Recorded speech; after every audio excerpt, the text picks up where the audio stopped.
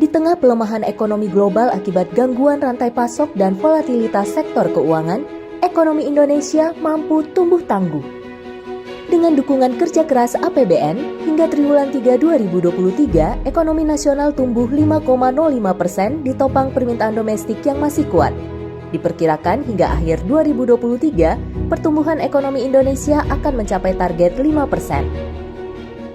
Jadi kalau kita lihat di sini, kita lihat Indonesia dengan pertumbuhan Q1, Q2, Q3 selalu di atas atau sekitar 5%, itu menunjukkan sebuah pertama resiliensi, daya tahan, dan kedua adalah level kinerja yang jauh lebih baik dibandingkan banyak negara lain. Kita bandingkan di dalam konteks ASEAN maupun G20, yaitu negara-negara grup yang dekat dengan Indonesia yang comparable.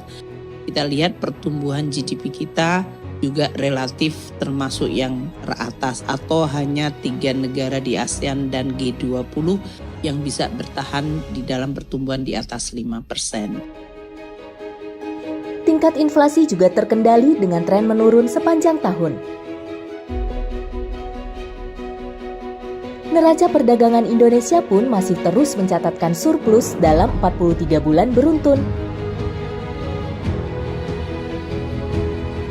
Beragam indikator juga menunjukkan aktivitas konsumsi masih terjaga dan aktivitas produksi masih cukup kuat.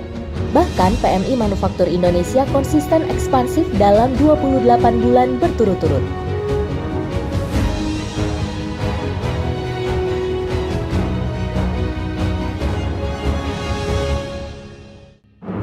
Sementara di tengah tekanan suku bunga yang masih sangat tinggi di 2023 walaupun inflasi global mereda, apresiasi nilai tukar rupiah masih terjaga dan pasar SBN mengalami tren inflow bahkan penurunan suku bunga.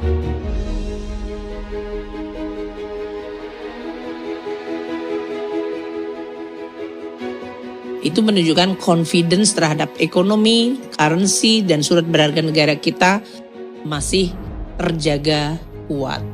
Ini hal yang positif. Ini terjadi pada saat dunia sedang gonjang-ganjing dan tidak baik-baik saja. Kemampuan kita untuk menjaga stabilitas, confidence, kredibilitas itu menjadi salah satu pertanda kinerja dari pengelolaan APBN dan ekonomi yang cukup dipercaya dan baik. Perekonomian Indonesia 2024 diproyeksi tumbuh 5,2%. Namun, pemerintah masih terus mewaspadai ketidakpastian perekonomian global dan lesunya perekonomian Tiongkok. APBN akan terus mengawal perekonomian Indonesia dari segala risiko dan tekanan ke depan. Itu kondisi lingkungan ekonomi yang kita lihat, kita hadapi, dan sekaligus kita kelola, dan hasilnya relatif jauh lebih baik dari yang kita perkirakan. Artinya APBN mampu bertahan dalam tekanan dan APBN mampu membantu ekonomi juga untuk menjadi lebih baik.